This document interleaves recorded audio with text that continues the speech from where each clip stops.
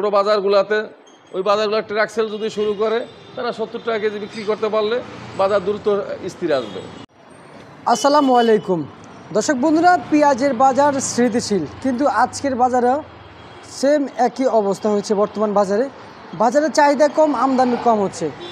দাম যদি কমে বলে দেয় তাও নাকি মানুষ নিচ্ছে না। যে সকল পাইকাররা রয়েছে তারা জানিয়েছে যে এই দামে পেঁয়াজ বেচা সম্ভব না, তাই তারাও কিন্তু ভয় নিচ্ছে না। দর্শক বন্ধুরা, তো দর্শক আজকের বাজারে কত করে পেঁয়াজ বিক্রি করতেছে কথা বলবো, আরদার সাথে কথা বলে জানিয়ে দিচ্ছে আজকের বাজারে কত করে পেঁয়াজ বেচা বিক্রি হচ্ছে বাজার। দর্শক সঙ্গে থাকেন। আসসালামু আলাইকুম। ওয়ালাইকুম আসসালাম। কেমন আছেন কাকা? ইনশাল্লাহ ভালো আছি। মন্দির কি আজকে ভালো আছে? না, আছে, ভালোই আছে। পেঁয়াজ এই বাজার কি খবর? আজকে বাড়তির দিকে না কমতির দিকে? না, বাড়েও নাই, বাড়ার তো প্রশ্নই নেই, বাড়েও নাই, তেমন এটা কমেও নাই। কারণ হাটের বাজার আজকেও 95 টাকা মাল কিনতে হয়। আজকেও 95 থেকে 95 টাকার মধ্যে মাল কেনা দেশের বাজার। হ্যাঁ, দেশের বাজার কিনতে হইতেছে, কারণ 90 থেকে 95 মধ্যে কিনতে হইতেছে আজকের বাজারে। আচ্ছা, আচ্ছা, বুঝতে পারছি। বর্তমানে তাহলে পেঁয়াজের আমদানি কেমন হচ্ছে? আমদানি খুব কম, খুবই কম হচ্ছে। খুবই কম আমদানি, কেনা বেচাও কম। কারণ বাজারে এই মনিটরি করার জন্য সবারই একটা আতঙ্কের মধ্যে আছে যে কম দামে পেঁয়াজ বেচতে হইব, যেই কারণে অনেকে ইচ্ছাকৃতভাবে পেঁয়াজের ব্যবসা করতেছে না। ওদের হাটে বাজারও পেঁয়াজ আমদানি কমে গেছে, কারণ কৃষক এই দামে পেঁয়াজ বেচার জন্য আগ্রহী না। কারণ কয়েকদিন আগে বেচছে 42-4300 টাকা, এখন 3600-3700 টাকা 3800 টাকা বেচলে ফেরত নিয়ে জায়গা। আচ্ছা, যেই কারণে হাটে আমদানি খুবই কম, আর ঢাকা আমদানি কমতেছে, এবং বিভিন্ন পাইকাররাও মালা নিয়ে স্বস্তি মতো বেচতে পারতেছে না। বিভিন্ন পাইকাররা, হ্যাঁ, বিভিন্ন বাজারে মনিটরিং করার জন্য, কম দামে বেচতে বলার জন্য অনেকেই আর সাহস করে মাল নিতেছে না।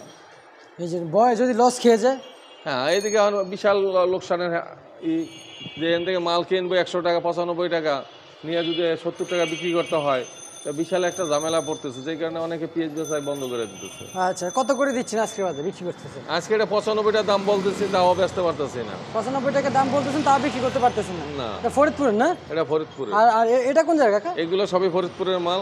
এগুলো সবই ফরিদপুরের মাল? ফরিদপুরের মাল। আচ্ছা, সব একই দাম? হ্যাঁ, একই দাম। রসুনের বাজার কি বাড়ছে না কমছে? না, কমে নাই আর বাড়েও নাই, একই অবস্থা আছে। একই অবস্থা আছে। কত 170 না 80? 70 থেকে 75 মধ্যে আছে বাজার। 70 থেকে 75 এর ভিতরে আছে। এখন বাজার দর নিয়ে কেমন বুঝতেছেন?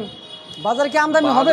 আমদানি, বাজারটা স্থির না হইলে, মানুষের যদি অস্বাভাবিক যে একটা চলতেছে, এই জিনিসটা একটা স্থিরতা স্বস্তি আইলেই বাজারটা বেচাকেনা ভালো হবে। আর আমি মনে করি যদি বাজার এভাবে কমাইতে হয় তো লং টাইম দিয়ে করতে হবে, আর নতুবা ট্রাক সেল শুরু করতে হইব। যদি সরকার, এখন নতুন সরকার যদি ট্রাক সেল শুরু করে, তারা 95 টাকা কিনে নিয়ে তারা 70 টাকা বিক্রি করলো। এইভাবে যদি প্রতিটা বাজারে ট্রাক সেল শুরু করে, তাহলে হয়তো বাজার কমতে পারে।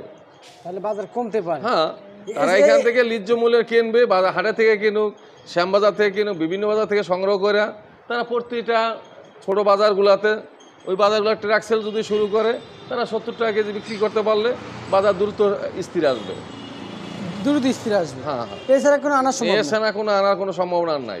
প্রতিটা বাজারে যদি তারা এইরকম সিস্টেম করে দেন, আলু আর পেঁয়াজ তারা ট্রাক সেল শুরু করবে এবং এই রেটে বেচবো, তারা যেই দামে কিনে নেক, তারা বুতুর্কি দিয়ে বেচবো, তাহলে সম্ভব হবে বাজার নিয়ন্ত্রণ করা।